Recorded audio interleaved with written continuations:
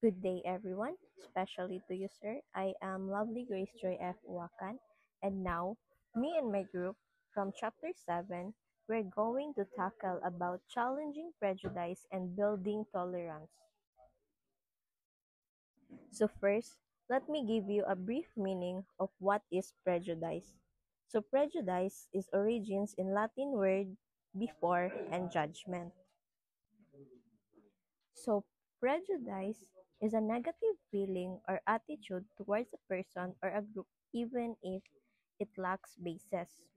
So, prejudice daw kuno is a preconceived opinion or judgment about an individual or group often based on characteristics such as race, ethnicity, gender, religions, or other attributes. Moving on, there are theories on prejudice. So first, social learning theory. Social learning theory is posit that people learn through observing, imitating, and modeling others' behavior. So it learns from family, school, media, and passed through generations. So for example, a child grew up hearing racist jokes from parents and repeats them at school. So it means nga people learn new behavior and skills through observations and interactions with others and their environments. So it means kung ang isa ka tao or ang isa ka bata nakadungog og mga bad words or even bisag unsa nga istorya, mutatak na silang unahuna and surely they will apply it to or repeat to others. Second theory is ignorance theory. Prejudice comes from lack of knowledge or wrong information. For example, assuming that people from other religions are bad because you never studied their beliefs. So it means you will judge because dili siya nimo familiar or wala ka naswito sa ila. In short, ignorante ka.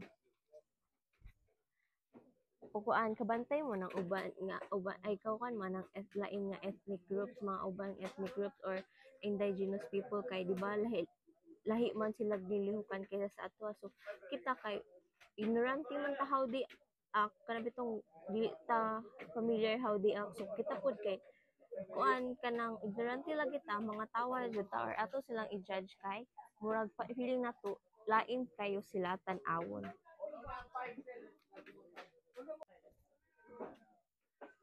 Third or last theory is social identity theory.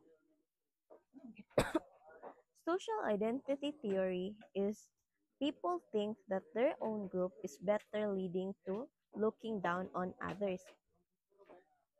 For example, a group of students thinking their school is the best and insulting students from other school.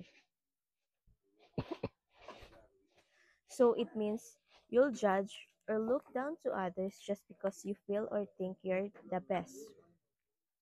So that's all of my part of topic, and the next reporter will tackle about the types of prejudice. Thank you. So, good day everyone and teaser. I am Janica V. Falconete and I'm going to tackle the types of prejudice. Racism. So, racism is the belief that one's own culture or racial heritage is innately superior to that of others, hence the lack of respect or appreciation for those who belong to a different race.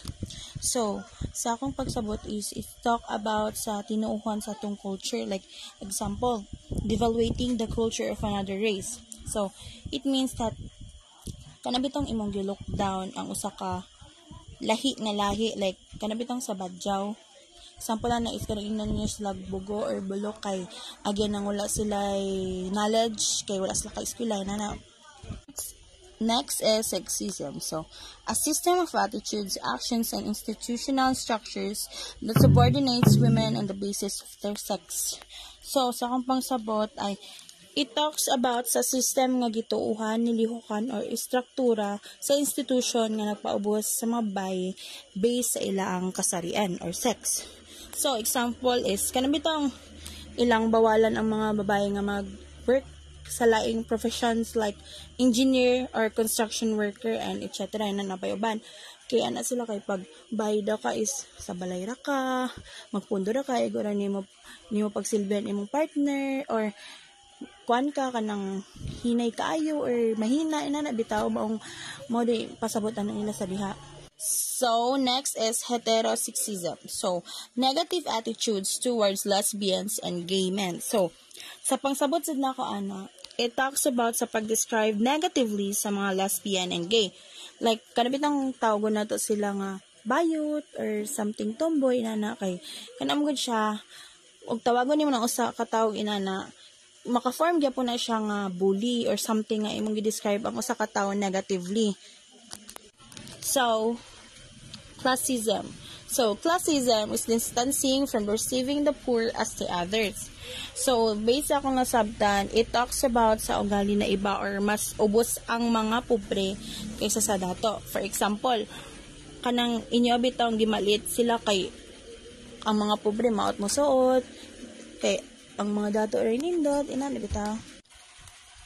So, next is linguicism. So, negative attitudes members of the dominant language. So, sa kong pangsabot, it talks about sa pag-discriminate sa lahi nga wika or something language. So, example na is kanabitang mas gigamit or mas gi-priority sa mga office transactions or mga meetings ang English language kaysa sa mga local ng mga language. Like kanabitang Tagalog, Bisaya, or uban pa nga mga language nga diri sa atoa sa Philippines. Good day everyone, my name is Jessel Missy Earl and I will be discussing about type of prejudice. So, ageism is a negative attitudes held against the young or the elderly. So, ageism is a prejudice, discrimination, or unfair treatment of people based on their age. It usually happens when people are judged as too young or too old, instead of being valued for their skills, ideas, or abilities. So, for example, a company rejects a 55-year-old applicant even though he has the right skills just because they prefer hiring younger workers. So, next is lookism. Lookism is a prejudice against those who do not measure up to set standards of beauty. The usual victims are the overweight, the undersized, and the dark skin. So, lookism is discrimination or unfair treatment of people based on how they look or whether they fit society beauty standards. So, for example, a qualified applicant is not hiring because the manager think they are not attractive enough for the job. Next is religious intolerance. Prejudice against those who are followers of religions other than one's own. So, religious intolerance is the unfair treatments, disrespect, or discrimination against people because of their religion or beliefs.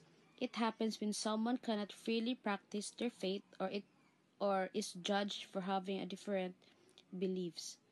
For example, a company refuses to hire someone because they belong to a different religion from most of the employees. So next is ableism.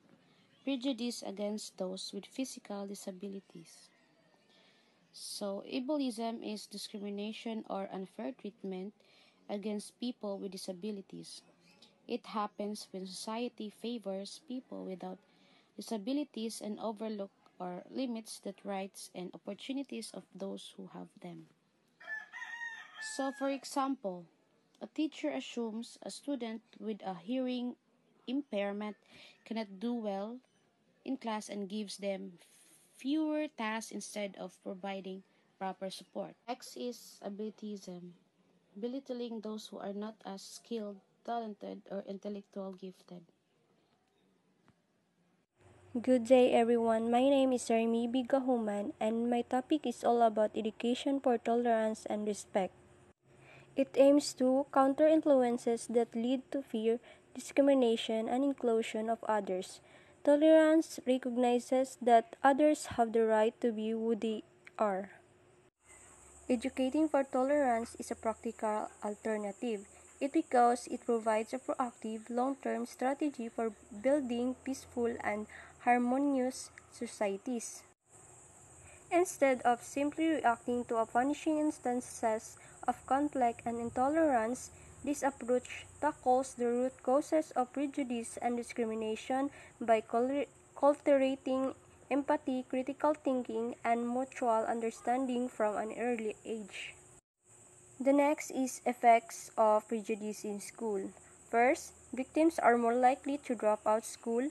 Second, it negatively influences the physiological health of the victims because of feelings of isolation and alienation. Third, negative effects on physical health. Fourth, victims internalize the very negative views on their abilities that others hold of them and do not live up to their potential. And lastly is victims are normally excluded, taunted, or physically harmed. That's all.